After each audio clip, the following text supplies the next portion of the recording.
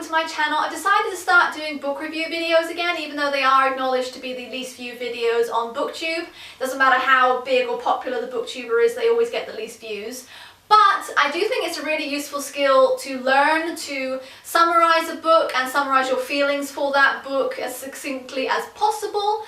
So I am going to start doing them again, even though I don't expect many people to watch them. I just know that when I discover a lesser known title or a title that was published a few years ago, and then I manage to find a booktuber who has talked about it, usually in a video that no one watched and is just gathering dust in the corner of BookTube, I always just really appreciate it, and I always comment to say that I appreciated it. So even if this video is only ever seen by 1 or 2 people in the distant future, hopefully it does some benefit to someone, and I do, as I said, just want to learn how to do them better. So the first book that I'm going to talk about is called Kit by Marina Fiorato. So this is an adult historical fiction published in 2015, and it's not destined to be my favourite. I think I gave it 4 stars on Goodreads, but I think in my heart it's sitting between 3.5 and 4, so we'll say 3.75 stars. But I just enjoyed the experience of reading this because I hadn't read adult historical fiction for a long time. This gave me 2 late nights reading. I didn't go to bed until about 2:30 a.m. both nights that I read this, and I just felt quite satisfied at the end of it because I learned some stuff historically, and also because this is quite pertinent to what's going on in the world right now, all the feminist issues occurring, all this strong women marching, because this is based on a real life woman called Kit Kavanagh, who was born in Dublin in Ireland in 1667. She ran an ale house with her husband before he was pressed into the army, and she disguised herself as a boy to follow him and find him.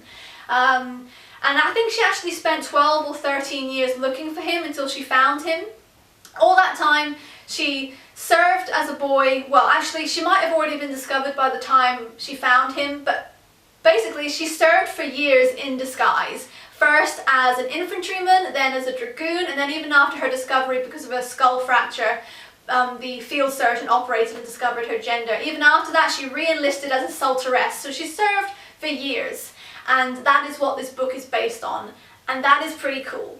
We first meet the fictional Kit in 1700 when I think she's supposed to be about 16 years old, so the real life timeline of Kit Kavanagh has been pushed back a little bit in favour of the fictional one. But the real events of this book don't start until 1702, when we find Kit running an alehouse and newly married to a man called Richard. Richard goes missing, but she finds his tankard empty except for a coin at the bottom of it, which means that he has been pressed or conscripted by the army. After a brief period of mourning and despair, Kit cuts off her hair, disguises herself as a boy, lies about her age, says that she is 2 years younger to make up for the fact that she doesn't have any beard growth, and she becomes a dragoon, and she meets Captain Ross. Now, I didn't call this one a historical romance because even though love does drive all the decision making and all the plot really in this book, because the only reason it starts is because she loves her husband Richard and wants to find him, but this is not what I would call a particularly romantic book. It's historical fiction. The historical accuracy, the historical research, the description, the warfare is so dominant and strong that I feel like that's what it is. But now that I've mentioned Captain Ross, she does develop feelings for him, and it's very complicated because obviously he doesn't know that she is a girl. And it talks quite a lot about the love between men at arms and how someone can be so incredibly important to you, but as in the case of Captain Ross at least, there is nothing physical to it. Kit does a really good job at pretending to be a boy, and it's a lot of fun to read about how she goes about it, from her stopping using handkerchiefs and leaving snail's trails on her sleeves instead, padding out her waist, flattening her breasts, to the point of getting a silver penis made especially for her so that she can pee standing up and have the right silhouette. It is a lot of fun to read those scenes. And all the while, her eyes are being opened in a way her eyes being open to things that even as essentially a pub landlady she didn't really know about. She is discovering that men can love men, and she's discovering that men can love animals, because there's a very brief moment of bestiality at the beginning of this book. The first half book is her adventures as the Pretty Dragoon, which was her nickname in real life and in this book, and then the second half is her in disguise as something else altogether. I must say I liked the first half most because it had more of Captain Ross, and actually, having said that this is historical fiction rather than historical romance, I could have done with a bit more romance, because for me the most romantic moment was probably about 2 sentences in the first quarter, which was a fairly, I was going to say significant but throwaway moment, but they can't be that way, can they? What I mean is it's not remarked on that much compared to later scenes, but that for me was the most romantic one. After that, oh, what can I say without spoiling it? Basically, I was left feeling a little bit unsatisfied by this book, hence why I'm torn between giving it 3.5 stars and 4 stars, so I'll sit at 3.75 stars, because I could have done without the epilogue for a start. The epilogue introduced too much reality for me. If she had left it at the end of the last chapter, I still would have wanted a bit more, but I would have been able to imagine, whereas this closes things completely by the end. It's not a sad ending, it's just a real ending, and I could have done without so much reality in my, well, fiction.